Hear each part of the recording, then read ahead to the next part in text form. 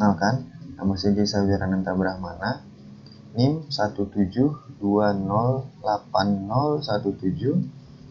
mahasiswa Universitas Negeri Manado, Fakultas Teknik, jurusan Pendidikan Teknologi Informasi dan Komunikasi. Saya ingin menjelaskan sedikit ide bisnis saya, yaitu agribisnis jagung, untuk tugas UTS mata kuliah kewirausahaan.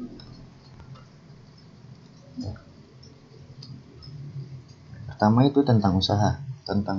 Di sini menanam, mengembangkan dan membantu masyarakat desa untuk bisa bercocok tanam, dari menyediakan bibit, pupuk, alat, zat pestisida, tempat pengumpulan hasil panen, dan menjualnya ke pabrik atau home industri, pengelolaan pakan ternak, dan juga kebutuhan industri bahan pokok seperti tepung, minyak, dan gula.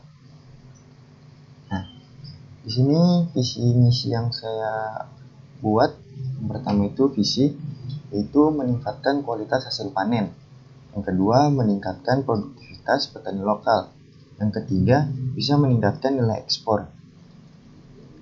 Baru misinya, yang pertama, penyedia bahan dan alat. Kedua, dapat bekerja sama dengan berbagai pihak. Nah, latar belakangnya yang pertama, kurang efektif. Berikutnya itu latar belakang. Yang pertama, kurang efektifnya pengolahan hasil jagung. Kenapa kurang efektifnya? Karena masih banyak petani yang mengelola hasil panennya sendiri. Yang kedua, banyaknya kebutuhan pakan ternak.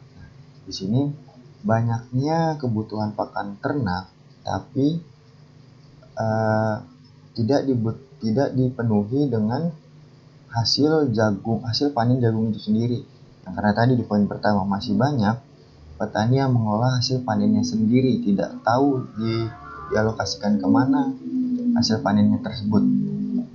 Yang ketiga, banyaknya bahan makanan yang sudah terbuat dari bahan baku jagung.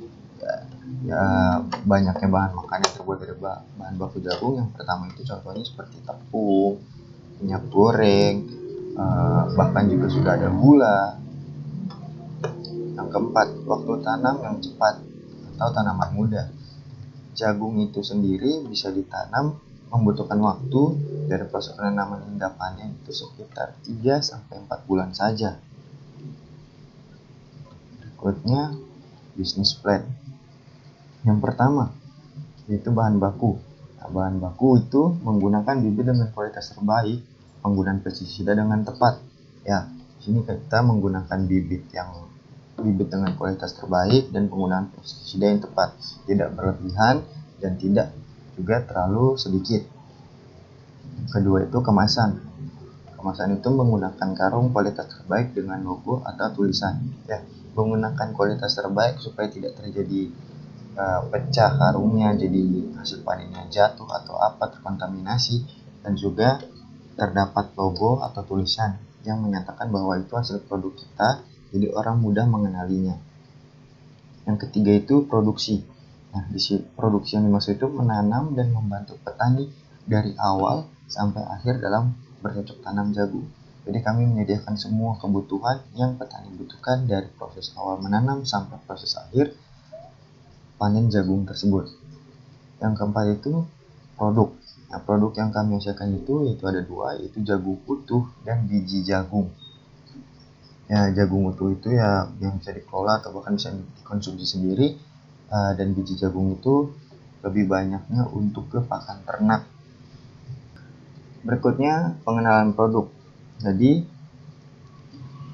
kami membawa contoh hasil panen ke pabrik atau home industri, menjelaskan tentang keunggulan hasil panen yang kami miliki. Jadi kualitasnya seperti apa, jadi kami jelaskan. Satu kali mencari partner kerjasama.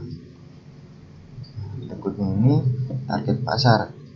Target pasarnya di sini itu adalah pabrik dan home industry. Jadi mereka ini yang mengelola hasil panennya untuk bisa mengolah sebagai tepung, gula, minyak goreng, atau bahkan untuk pakan ternak tersebut. Berikutnya analisis. Analisis yang kami gunakan adalah analisis SWOT. Yang pertama itu strength atau kekuatan. kualitas dan kuantitas dari hasil panen atau produk yang kami jual. Karena kami menggunakan bibit dengan kualitas terbaik dan juga menggunakan pupuk terbaik dan juga menggunakan pestisida dengan takaran tepat, jadi kami berani menjual produk kami karena hasilnya pasti akan bagus. Yang kedua, yang berikutnya adalah weakness, yaitu kelemahan. Kelemahan dari ide saya ini yaitu belum memiliki jaringan dengan pabrik maupun home industry. Jadi di sini belum tahu atau belum punya rekan kerja pabrik maupun home industry. Yang ketiga, opportunities atau peluang. Yang di sini peluang kami di sini itu menjadi supplier jagung terbesar di Indonesia. Yang terakhir itu threats atau ancaman, permintaan pasar dan ketersediaan barang yang tidak sesuai.